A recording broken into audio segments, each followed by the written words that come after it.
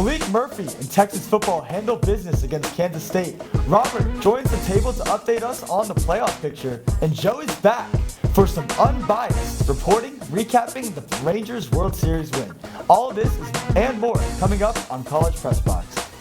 Good evening and welcome to College Pressbox. I'm your host, Justin Todd, and he's Zach Davis. We have a great show for you this evening. And just a quick reminder before we get started here that we are sponsored by Cap Metro, Austin's very own regional public transportation provider, connecting you to work, school, play, and everywhere in between. Find your ride at capmetro.org. It's won in DKR in their second to last game in the stadium. What a game it was, too. Let's take a look at the highlights. Murphy starting off the day with a 37-yard throw to A.D. Mitchell. Touchdown. That's 6-0 Longhorns, opening it up at 8:30 minutes. He had 8 catches on 109 yards. What a connection from the redshirt freshman to the transfer from Georgia. Next drive, airs it out. Murphy once more has A.D. Mitchell once again. Got him up to the 30-yard line. A.D. Mitchell likes it. It turned into a 3-point drive. Bert Auburn nailed it. Next possession, 4th and inches, and that's a pitch. C.J. Baxter has a little one and more room. He's got room up to the 20, and he's going to walk his way in. C.J. Baxter on the touchdown, and Chloe Porras with the angle of the year. Getting C.J. makes the game 17-0. Second down and 3. Murphy drops back to pass, throws it deep, and throws it to nobody. Kansas State Parrish, first interception of 2 for Murphy. He'll return it up to the 30-yard line before being taken down. Still 17-0. Defense holding out, and a punt blocked. Kansas State gets there. 40-yard line, first blocked punt of the year for the Longhorns. Kansas State has a chance to turn this game around for them late into the second quarter, as that was a phenomenal play. Now we are inside the 6-yard line, 1 minute remaining, and that's a throw and a catch. Will Howard finds a man. Phillip Brooks, 17-7. We have a game going into the second half. 14 minutes left, and Will Howard airs it out deep. It's tipped, and that's Michael Taff. Right place, right time, 3rd interception in 3 games. Big connection by the redshirt sophomore from Westlake. As you see again, the bobble and the catch by Taff. 17-7, 1st and goal, and that's a carry to Jonathan Brooks. He gets in. He had 122 yards on the day, 24-7 as next possession. Bert Auburn nails a field goal, makes it 27-14. Will Howard drops back to pass, finds a man deep, and that's he's got room. He makes a man miss, stays in bounds, and that's another touchdown for Kansas State, 27-14, and here we go. Phillip Brooks, 2nd touchdown of the game, and we are now playing football. 4th quarter is coming in. Murphy already has 1 interception. On the 21-yard line, drops back to pass, sees pressure, tries to throw out, and that's picked off. Once again by Parrish. He's going to get his way up to the 10, and now fumbles the ball, but Kansas State falls on it. 27-14, 13:48 left in the 4th quarter. Howard steps back to pass, finds a man across the middle of the field. He's wide open, will walk his way into the touchdown untouched, and all of a sudden we have a game. 27-21, doesn't stop here. Will Howard drops back to pass, finds a man wide open, walks in. The lead, which was once 20 points, is now an even 27-27. Jace Brown wide open across the middle. Now 12 minutes remain left in the game. 7 minutes. Murphy, 4th and 4, needs to connect. Finds Jatavion Sanders at the 31-yard line. Goes deep further. They make their way up to the 20-yarder. That'll set up a Bert Auburn 34-yard attempt to take the lead. Kansas State still has not led this whole game. Texas has a 3-point lead with 6 minutes left, but you know in college football that is hard to hold. Will Howard at the 45, also on 4th down, finds his man wide open, gets to the 30 before being taken down at the 27-yard line. That'll lead to a field goal, and now we have overtime. Bert Auburn, after Texas goes 3 and out, Kansas State nails Texas nails a 3-point field goal in overtime. A touchdown wins it for Kansas State. Wildcats on the first play has a man, and he gets down to the 6, inside the 10. Can they do it? 4th and goal. Howard looking more, scrambling, throws it up, batted down by Devondre Sweat. Horns survive. 33-30, the final score in overtime, as they elevate their record to 8-1, and Kansas State falls to 6-3. Our very own Tyler Moss and Chloe Porras covered the game at DKR Stadium. Let's take a look at what they had to say. Unfortunately, we let them back into the game, and then we had to fight like crazy to find a way to win. But to sit here 8-1 sure feels a heck of a lot better than sitting here 7-2. Letting them back into the game is an understatement. The Longhorns defeated the Kansas State Wildcats 33-30 in an overtime thriller that felt like it should have been over at multiple points in the game. Malik Murphy started for the second straight week and was on fire early. In the first quarter alone, he had 154 yards and a touchdown, while the defense held Kansas State to only 24 yards. However, their dominance had a timer, as the offense would have 3 turnovers directly responsible for touchdowns. Until the end of the third quarter, Texas had a 27-7 lead. Kansas State started a scoring run at the expiration of the third quarter, and it was the late game that would give them a chance. But a botched extra point and a missed field goal would allow Texas to hold them to only forcing overtime. After 3 plays in overtime, Texas scored a field goal on their first possession, and Kansas State got down to the Texas 4 before 3 incomplete passes would end the game. But I think one thing for Malik, and I'm going to have this discussion with him, in that not every play is going to be the play. Murphy was responsible for 2 of the offense's turnovers, throwing a pick about halfway through the second quarter and throwing another early in the fourth and deep in Texas territory, which helped spark Kansas State's scoring run. Jonathan Brooks had a fumble in the fourth as well, a poor time for his first fumble of the season and his first career fumble lost. The self-inflicted wounds are what Sark is hoping to focus on improving this week in practice, before heading to a primetime matchup in Fort Worth against TCU. Some things were self-inflicted wounds. Some things happened today that were out of our control, and to our players' credit, they didn't ever let that get in the way of them being focused on what they needed to do at the end of the game. And they accomplished what they needed to do at the end of the game.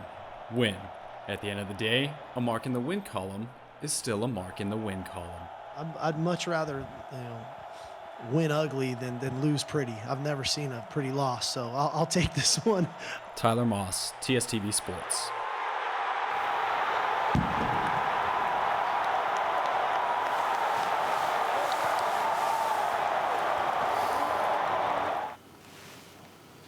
Back with us is our football analyst, Zach Davis, to go in-depth about the Longhorns' win. Thank you for joining us today, Zach. Pleasure to be here, Justin. So Texas barely survived in their game on Saturday, winning 33-30, as you just highlighted.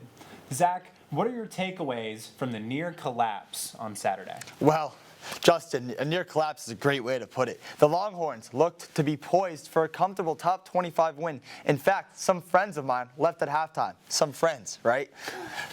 Point 1, Malik is not that guy. Or at least not yet. Murphy, the redshirt freshman and former 4-star recruit, threw 2 costly interceptions in the second half, giving the Wildcats a lot of momentum, helping fuel 20 straight points for Kansas State to tie the game up 30-30. Murphy is just not ready for the Big 12, which is totally understandable, Justin. Having to make 2 starts in the latter half of the season, it's a tough spot for anyone to be in. Murphy still handled business and has 2 wins in his 2 starts, but that game should never have been close, and Murphy's lack of experience showed in the second half. Point 2, the defense seems to be getting there and the front 7 looks elite. Texas has given up 114 points, which is first in the Big 12, and they are also second in sacks with 22. Led by senior and projected third-round pick Devondre Sweat, this defense is putting themselves on the map and overwhelming quarterbacks week in and week out. Point 3, Texas handled business, and they did it in the face of adversity.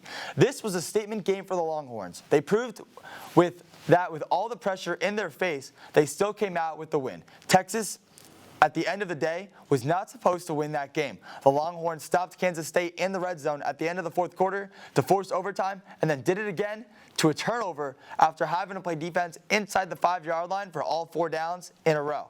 Say what you want about the team, Sarkisian and his football team grew up on Saturday at DKR. Yeah, it was definitely a statement game, so I like what you had to say there.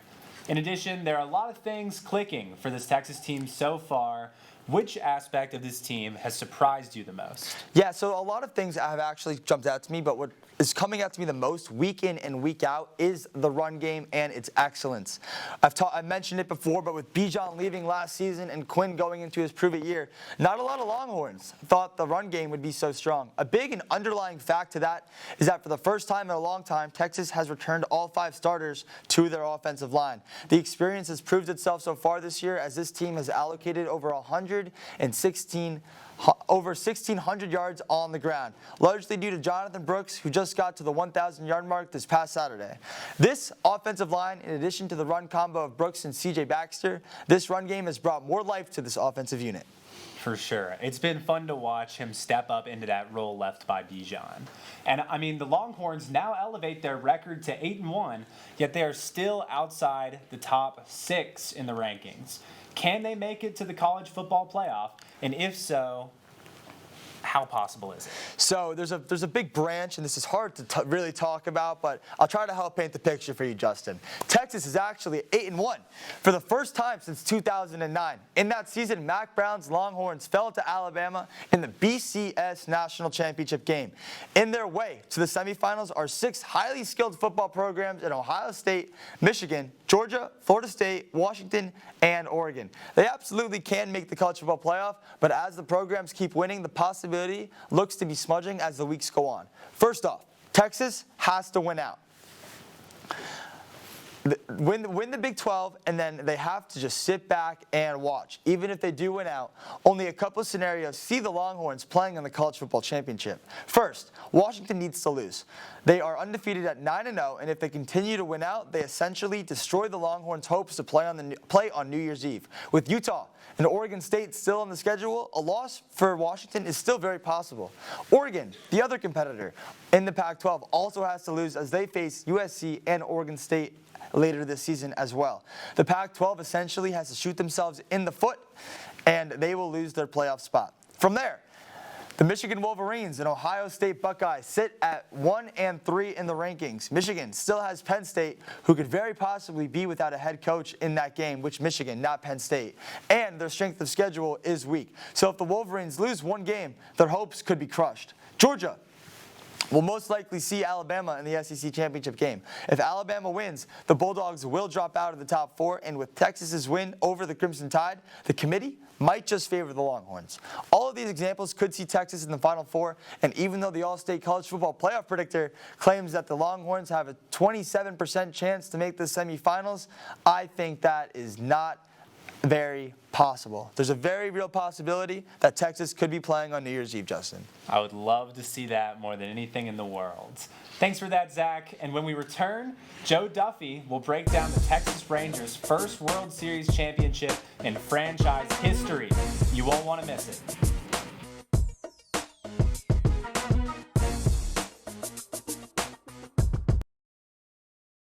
Welcome back to College Pressbox. Last Wednesday concluded the 119th edition of the Fall Classic, where the Texas Rangers shut out the Arizona Diamondbacks to cement themselves as the 2023 World Series champions, their first in franchise history. Here to bring us more on the World Series is Joseph Duffey. Thank you for stopping by. Thank you for having me. I'm a very happy fan of my Texas Rangers. It's been a long time coming. Ready to talk some baseball. Let's do it. To start us off, how were the Rangers able to win this series, bringing a championship back to North Texas? Well, first of all, Justin, it starts with the fact that this team has been tremendous on the road all postseason long. It was truly amazing to see how a team that had gone 40-41 during the regular season, including blowing the divisional lead in Seattle, somehow clicked to become unbeatable away from Arlington. Texas would go on a record 11-0 on the road in the postseason, a record that may never be topped. For the World Series in particular, the Rangers leaned on the heroics of the extraordinary El Bombi Adolis Garcia, who had a record-setting 22 RBIs in the postseason. In Game 1, Garcia would have a 3-hit performance, including the game-winning walk-off homer to clinch the comeback victory. That massive win would not be possible without the player I talk about after this next point. The Diamondbacks played with an old-school small ball type of play with a lot of bunting and steal attempts. However, the Rangers' defense would prove to be spectacular. Texas would also not commit a single error in this 5-game series. In terms of pitching, after the 9-1 loss that would even the series in Game 2, the Rangers pitching staff would only give up 8 combined runs in the final 3 road contests, as the D-backs would only go 5 for 26 with runners in scoring position in Arizona. The pinnacle of this performance was with Nathan Eovaldi's 6-inning performance in Game 5, where he had faced risk threats in his first 5 innings, pitched, and found a way to make Arizona strand the bases time after time. However, I would be remiss if I didn't mention perhaps the clutchest player in the game today, Corey Seager, the 2023 World Series MVP. Seager in 5 games would have 3 home runs, including that moonshot you see right here, a game-tying 2-run shot to keep the Rangers alive in Game 1. He'd also post a double, 3 walks, 6 RBIs, and 6 runs scored. Seager would become only the second position player ever with Reggie Jackson to have multiple World Series MVPs. Ever since he put pen on paper to come here, I say he was worth every single penny. I absolutely agree with you there. So, this World Series was not fascinating to many baseball fans and was even related to the Nuggets-Heat finals of this past NBA season. What do you think was the main reason for such displeasure among baseball fans who have been accustomed to not seeing much party in their sport? Yeah, speaking of that, I'm not going to be delusional. I can see why the series didn't have, might turn some off. It didn't have the historic blue blood teams. There weren't as many interesting narratives to milk. And there was no history of bad blood or rivalry among these squads like we saw in the Lone Star ALCS just a few weeks ago. Now also, these 2 teams combined for 174 victories total, the fewest for a World Series matchup for a full season in Major League history. That mainly in part due to the D-backs being on one of the most improbable Cinderella runs in the modern era, clinching a wild card spot on the very last day of the regular season, having only 84 wins, and then going on a tear, upsetting the Brewers, the Dodgers, and winning not 1, but also 2 straight at the bank in Philadelphia to clinch the NL pennant after being down 3-2. Add in the fact that this team doesn't play a flashy, sexy style of baseball that is full of home runs, but instead a very classic pitching and defensive showcase that may bore younger audiences. For the Rangers, what else hasn't been said about this franchise's history? So much history of failure and collapses. No one expected this team to be ready to compete after an underwhelming first year of the Corey Seager and Marcus Semien signings, and the first year of Hall of Fame manager Bruce Bochy. Neither of these squads were favored highly in the preseason betting odds, and here they were ready to compete for it all, one of them being not a very good sports market in Arizona. At the same time, the baseball fan in me loved to see the #1 defensive team in the league, the D-backs, with the fewest errors at 56, face off against the second best with 57 errors in the Rangers. Both teams would have a team fielding percentage of 99 in the regular season. Jaw-dropping defensive play was to be expected, but as both teams were making miraculous stops that were game-changing at times, and also game savers, this series would feature clean play and be the first World Series to be errorless in its first 3 games. Who would have thought that 210-loss teams that had futures that looked grim just 2 years ago would be called pennant winners in 2023? I mean, people claim that the storylines were not quite there, but based on what you've said today, I think that actually ended up being a pretty good storyline for the World Series. Some of the best defensive baseball I've ever seen in my life. Just play after play. It was really incredible. Mm-hmm. And finally, the Rangers, like you said, would set a lot of records this postseason, but who do you think was the unsung hero of this World Series run? Yeah, for me, I have to go with relief pitcher Josh Sborz. It truly is amazing because Sborz was not exactly good in the regular season, finishing with a 5.56 ERA, giving up 33 runs total in 52.1 innings. Sborz has always shown flashes of potential, but had battled injuries and a lack of command of the strike zone. However, it would be a different story for the 29-year-old Virginia native in this postseason. In 10 postseason appearances and 12 innings pitched, Sborz would have 13 strikeouts and give up 4 hits, 1 run, 4 walks, and he would also cap off this incredible performance recording the final 7 outs of Texas's World Series clinching win in dominant fashion, racking up 4 strikeouts in 2.1 innings. Briefly, I do also want to speak on the impact of the manager Bruce Bochy, since legendary performances seem to happen on his unexpected World Series championship teams. We've seen it again this year with Adolis Garcia and Josh Sborz. But now Bochy, now a 4-time World Series champion, has guided a team that has seemed to always shoot themselves in the foot and had also not made the playoffs in 7 years to their first championship all in his first year. The 68-year-old had told Rangers GM Chris Young that he would not come out of retirement to lose. Bochy saw something that he liked with this roster and once again worked his magic, and somehow a team that had struggled on the road all season went 11-0 in the postseason. A bullpen that had blown more saves than converted saves posted a 3.68 playoff ERA. Bruce Bochy might actually be a magician, and I still don't think he realizes what he has already meant to a loyal fan base who is desperate to see their team finally bring home a commissioner's trophy. I mean, that is a legendary season, and congratulations to the Rangers and all of their fans that have waited so long for this moment. Absolutely. Thanks for that, Joe. And when we come back to College Pressbox, our very own Robert Gonsoulin will catch us up on the hectic college football playoff picture. Stay with us here on College Pressbox. You don't want to miss it.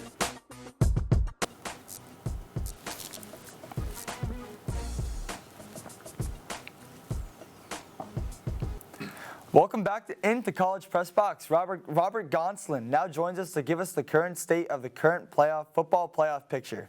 Thanks for having me on, Zach. Week 10 is now in the books, which means we only have 3 more weeks until we get the official college football playoff picture. As more and more realistic matchup predictions each week occur, there are still so many important games that are going to be played before we can even predict an accurate playoff picture. Today, I'm going to do just that by analyzing those games and giving my 2024 college football playoff predictions. We have to first take a look at the upcoming games with the biggest playoff implications. Starting in the Big Ten, we have current CFP first-ranked Ohio State. In 3 weeks, they take on CFP third-ranked Michigan. The Wolverines will win this game. J.J. McCarthy and Jim Harbaugh have just built up too much chemistry already, and along with Blake Corum, they have all the firepower that they need to win the game, as they call it. Because the Big Ten still has divisions, Michigan will go on to beat a team like Iowa in their conference championship and remain undefeated. In the ACC, CFP fourth-ranked Florida State will go on to beat Louisville in the ACC championship. Louisville is a great team, but the Seminoles will have their edge in their quarterback, Jordan Travis. In the SEC, Georgia has a tough schedule ahead, and they are missing the best tight end in college football right now. That's Brock Bowers. But they have one of the best defenses in the country, only giving up 15.5 points a game on average. And they'll be playing at home next week. Georgia will go on to face Alabama in the SEC championship, where for the first time ever, they'll actually beat the Crimson Tide in the SEC championship game. No, that's never happened before. So, we now have 3 undefeated teams by the end of Week 14 who would be a lock for the playoff. Michigan, Georgia, and Florida State. Because current number 1 ranked Ohio State will fall to Michigan, Georgia will jump into the number 1 spot. Michigan to the 2, and Florida State to the 3.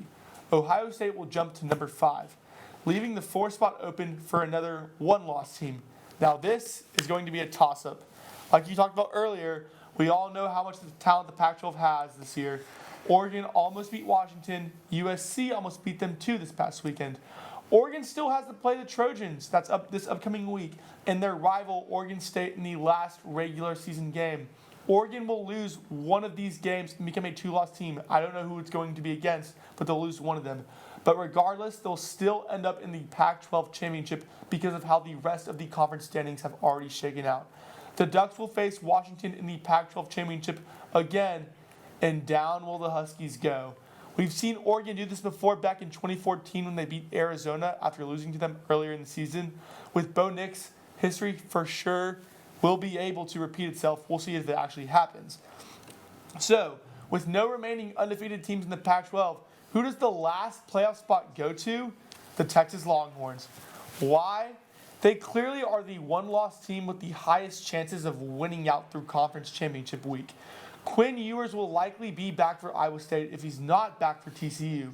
Xavier Worthy and A.D. Mitchell have consistently proven to be open all season regardless of who's under center. And we can't forget about Jonathan Brooks. He has the 6th most yards in all of college football this year with over 1,000. It will be the Longhorns taking that 4th spot. So, the most exciting part, how will the playoffs look this year? Since Georgia will take the number 1 spot in the playoff, they'll get to choose which semifinal venue to play at. Because New Orleans is closer to Athens than Pasadena, the Bulldogs will probably elect to play in the All-State Sugar Bowl. They will take on 4th-ranked Texas in what will be a rematch from the 2019 Sugar Bowl that featured Sam Ehlinger and Jake Fromm. Because the Sugar Bowl has already been taken at this point, number 2 Michigan will play in the Rose Bowl.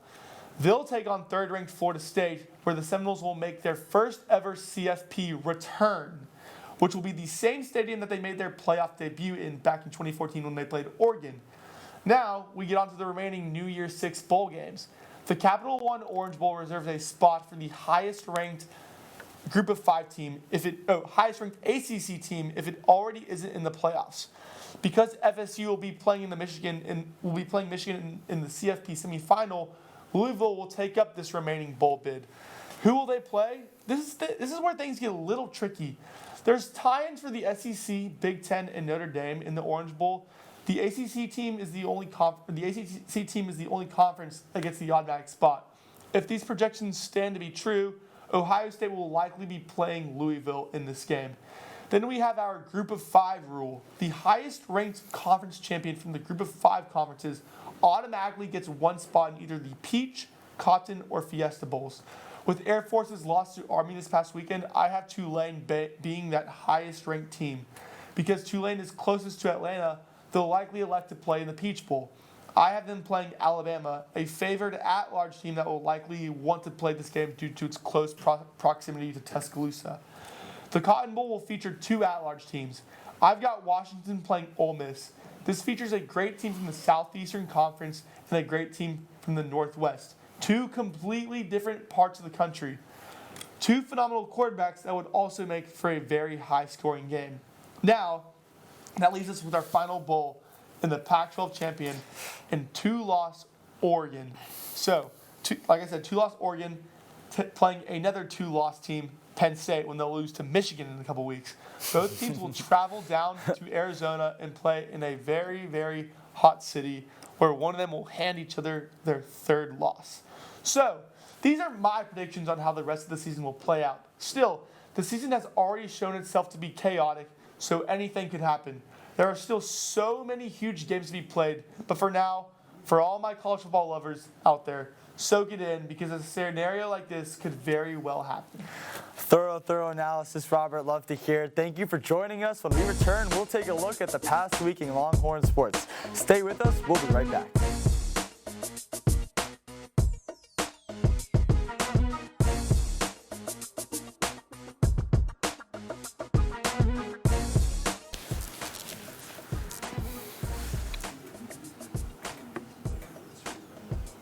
Welcome back, and let's take a look into Longhorn sports from the past week. Number 4 volleyball completes their sweep over West Virginia. The Longhorns grabbed their 24th win on the year after sweeping the Mountaineers in 3 straight sets. Texas hopes to continue their perfect Big 12 record away against Kansas State on Wednesday.